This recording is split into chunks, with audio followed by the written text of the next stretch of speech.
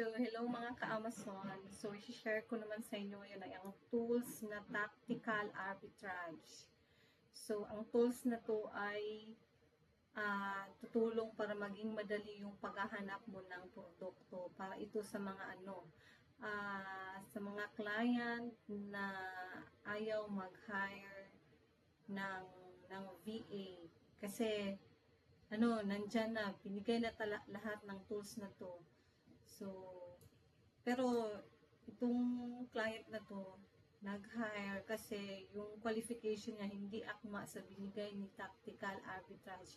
So, as usual, isi-set lang ito ni client as per criteria nila, and then ililink sa seller central account nila kasi ang tools na to sasabihin niya kung pwede ba to sa account mo. May nakalagay na restricted, hazmat, so ganung mga bagay.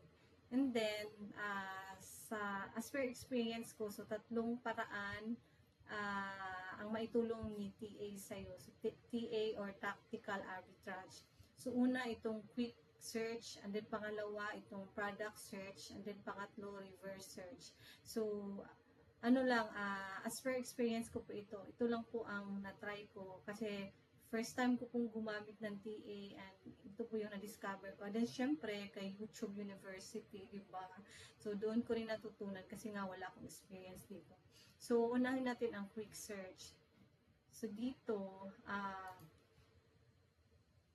hahanap lang tayo ng store. Pero at first po, pag click nyo sa quick search, binigay na lahat ni TA yung mga possible na mga leads na kailangan mo. So, ito yun. So, may binigay na siya na ROI 93%. So, ito yung mga items.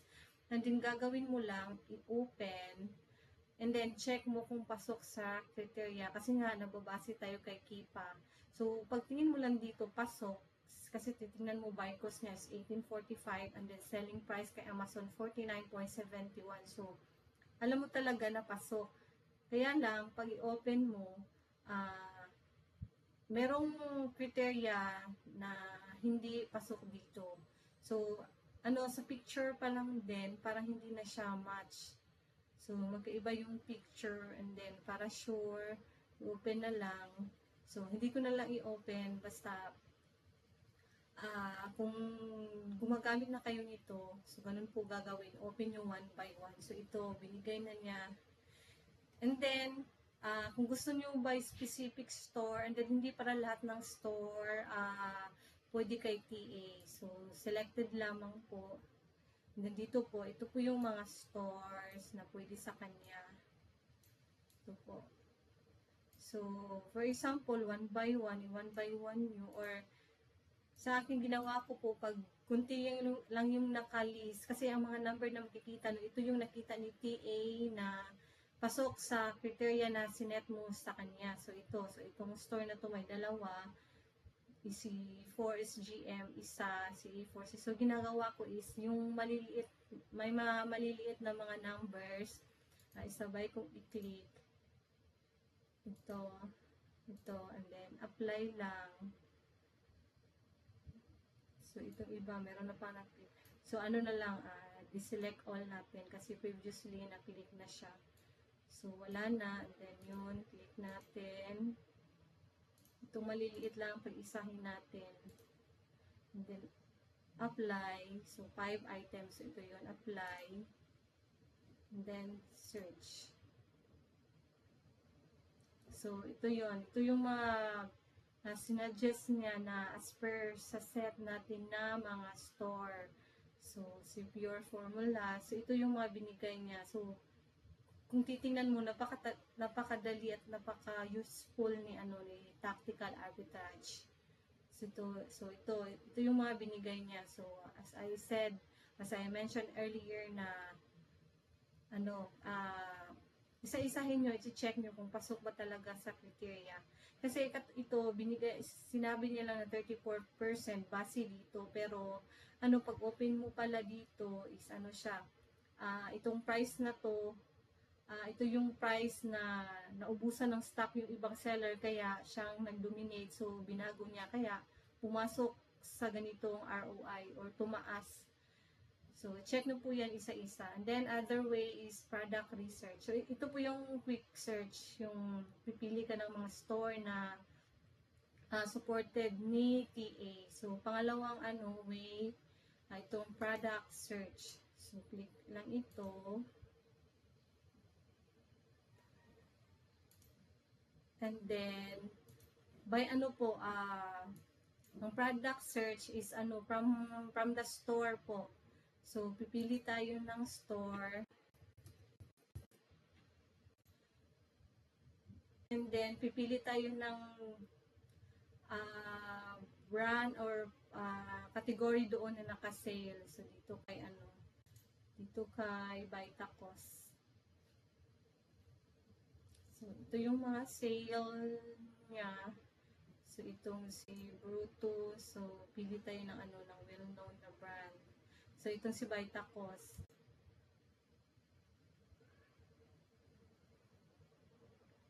So, copy nyo lang copy lang ang link. So, ang link na ito is para sa mga product ni Vitacos na naka-on sale na may 30%. Yan, naka 30%. So, titingnan natin hanggang ilang page kasi kailangan ito ni TA or ni Tactical Arbitrage. So, 13 pages. So, balik tayo doon. So, nakopy ko na yung link ng naka-sale na items. And then, paste lang natin dito. So, ito na, automatic na naka-Vitacos. And then, page 1 to 13 para ito lang yung i-scan niya. And then, punta tayo sa remove.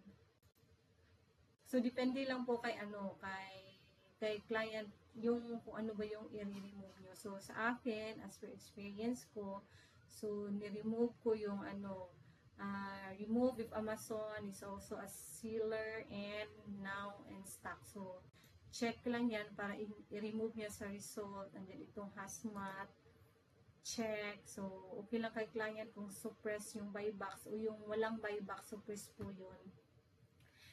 And then, itong restricted for my account. And then, so ito, wala lang kasi magkaiba yung nila. Magkaiba yung source ng sales kasi sa client ko kay SAS, so ito kay Amazon. And then, dito tayo remove if the number of sellers is less than, sa kanya dapat hindi bababa sa 5 at hindi susubra sa 30. And then yung price niya dapat hindi bababa sa 25. So yun na-set na. So hindi ko na lang ito so hindi wala na akong binago dito. So search lang. And then lalabas na yan dito. So 12 lang ang na-search na. So, yan, lalabas na yan dito. And then, kagandahan kay TA, kasi while running itong isang isang, tawag ba dito, isang command mo ka sa kanya, pwede ka bang mag-open ng another command. Tactical Arbitrage. So, dito naman tayo sa pangatlo, yung kanina quick search, product search, ito na naman reverse. So, reverse sourcing, yung ginagawa natin na nandun tayo nagsisimula kay Amazon, na dinahanapan natin ng mga tindahan.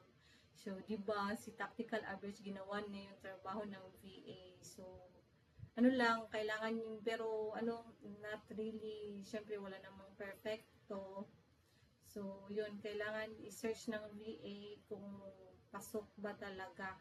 Kasi binigay niya lang is yung current buy box. Hindi naman niya tinitingnan yung kita.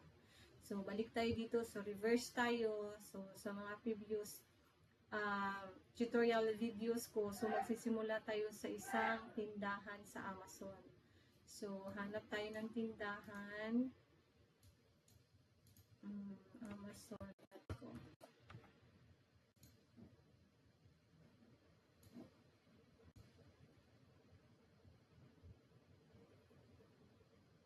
And then, kailangan natin dito is seller ID niya. So, masking wala kang tools, malalaman mo pa rin kung ano yung seller ID niya. So, kay SAS, binigay na niya. So, for example, hindi tayo gagamit ng tawag nito ng SAS. So, sa seller ID tayo, dito tayo kukuha kay Amazon mismo.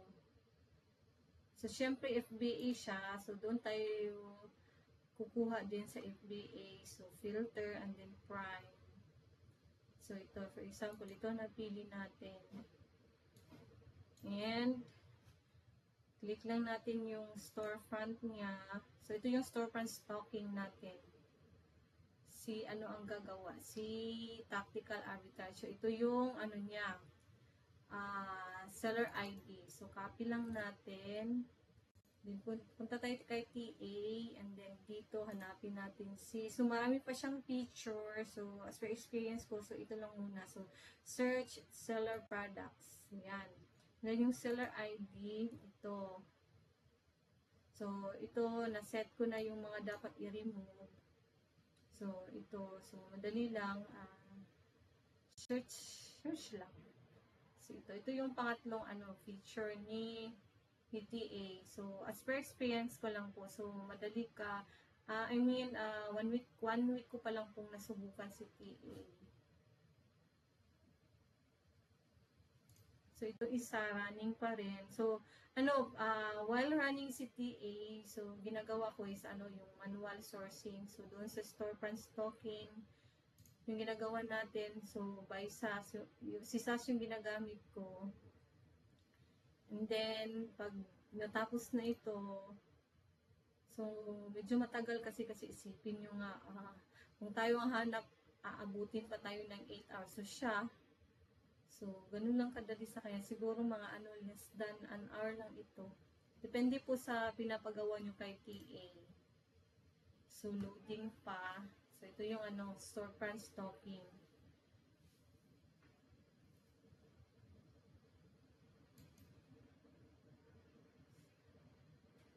So, running. So, hindi na lang natin hintayin kasi for the sake of my presentation lang man ito. And then, pag meron siyang makita dito sa products added, may ilalagay siya na number dito kung ilan na yung nakita niya. So far, current page, nasa page 2 pa lang siya. So, wala pa siyang nakita na match, na nandun sa, itong nandun, ang tawag ito, itong way of sourcing ni TA's product search. So, wala pa siyang nakita na from Vitacost to Amazon na magka-match. So, nasa page 2 pa lang siya. So, wala pa siyang added dito. So, punta tayo sa yung pangatlong method na ginawa ni TA, si reverse search. So, wala pa rin. So, kung okay na yan, ang mag-a-appear ganito lang din. May products added, and then, kung meron na, view data lang. So, magiging resulta is yung kanina doon sa quick search na makikita nyo yung link ng product at saka Amazon link.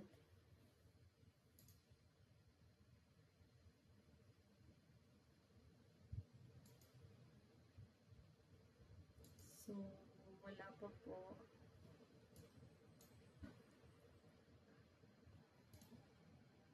So, page 3 na siya.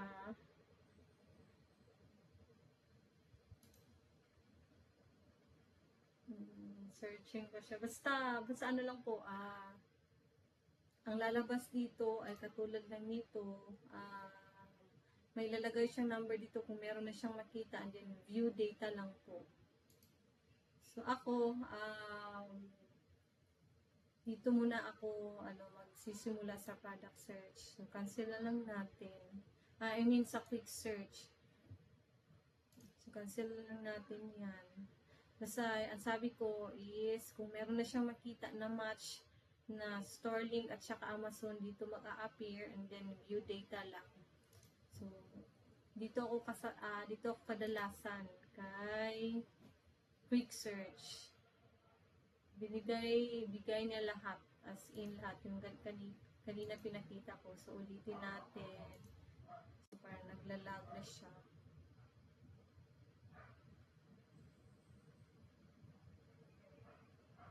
So, ito.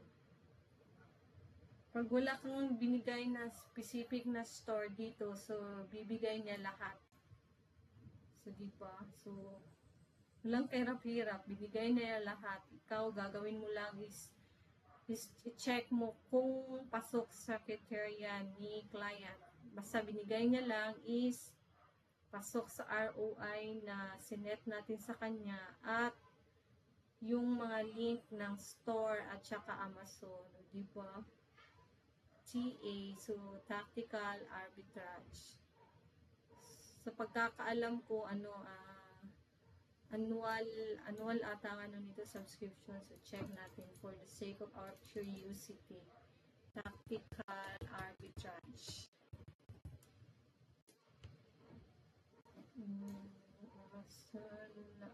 Pricing.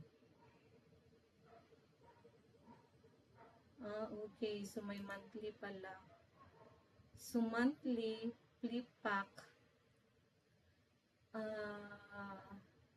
So, 59.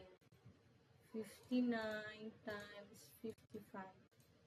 Oh my. So, ito yung monthly niya. And then, itong flip pack is wala kang masyadong makikita dito kasi pagkakaalam ko, Amazon Flips, ito yung kumikita yung seller pag out of stock na si Amazon. So, parang itong subscription niya is flip pack ata kasi itong sa ano ba yun? So, ito po, sinabi ko kanina, lumaki po itong 88.98 kasi walang stock si Amazon po. So, yun. So, kasi wala nga si Amazon. So, itong seller na to, pinalaki niya yung price. Kasi syempre si Amazon yung kakompetensya na din walang stock si Amazon. Tapos si Amazon ang buy box So, try natin open ito. So, tingnan nyo, yung presyo ng tindahan, kahit na naka-sale siya, hindi naka-sale 30, so naging 17. And then kay Amazon 65. So, check na lang natin para makita nyo. So walang stock. Ito din kadalasan na na-observe ko out of stock. Siguro maraming nag-aabang sa mga price na binigay niya kaya out of stock agad.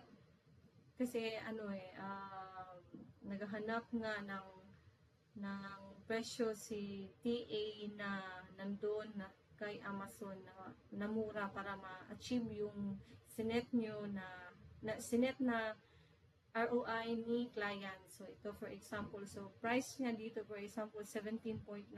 So, out of stock na siya. So, pag ganito po, hindi magkakulay. Posible po yan kasi, mayroong variation. So, ito na. So, kulay is blue. So, ito ata. Blue. And then, so ito ang ayaw ko sa mga clothing kasi yung mga sizing, color, so skip na lang natin. Kasi ayaw ko sa clothing. Pati yung mga previous clients, ayaw din nila sa clothing. Kasi din mataas ang return kasi wrong sizes, wrong color. So, ayaw nila doon sa mga shoes. So, ito try natin. So, ito yung balik tayo dito, flip pack. So, ito pagkakaalam ko. Yung binigay ni TA is out of stock si Amazon. So, doon kikita ka. Wholesale, so iba din to.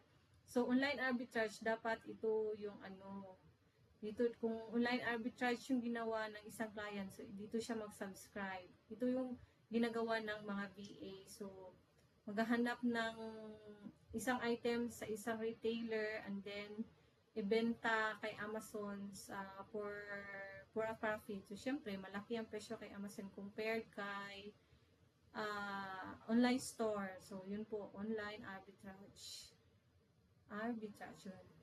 So, ito, combination. So, ito, mahal na masyado. So, try natin. Hindi, dito nga, walang sale na nakabinta. Basta si TA, binigay nilang is yung kaparihas. So, wala siyang ano, wala kang makikita na bihira lang dito na may nakapasok sa 200. Basta sa kanya, binigay niya lang yung ano, yung match, link ng store at saka link dito kay Amazon. So, try natin ito. So, ayaw ma-open. So, kailangan ito ng VPN. And then, so, ito, wala nang buy box. Pero, try natin para makita natin kung match ba talaga. Wala kasi akong ano dito. Wala akong SAS sa account na to. So, try natin kung match ba talaga. Kasi ito din ang isang ano, kailangan ng mga VA check kung match ba talaga yung ano, content dito pag i-open. So, link master, UTP, STP, link master, and then remote. So, match siya. So, price is $34.97. And then, dito kay Amazon.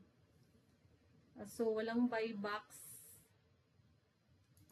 Pagpalagay natin kay FBA is $88.99. So, pasok po. Kung isipin nyo lang, walang calculation na mangyari. Pasok. Dito kay ano, $34.97 and then $88. So, ang laki ng diferensya. So, for sure, pasok po yan. So, ito, 91%. So, binigay nyo dito $88.98. Saan kaya kinuha? So, tama nga. So, ito yung ano, FBA current price. Kasi walang buybacks. And then, si client is FBA. So, dito tayo mag-base. $88.99. Kung kay FBM naman, so, walang current FBM. FBA lang po. So, si FBM ng dito. So, price niya is $88.99. Meron palang FBM, 88. So, same lang si FBA at saka si FBM. So, yan, pasok po. Kaya lang, walang sales na makikita dito. And, ano, yung ibang detalye na sales ranks. Pero kung walang ano, kung walang SAS, makikita nyo naman kung magkano yung ranking niya o kung saan na ba siya banda sa ranking. So, dito. So, sa category na industrial and scientific, nandun siya sa rank na 100,000.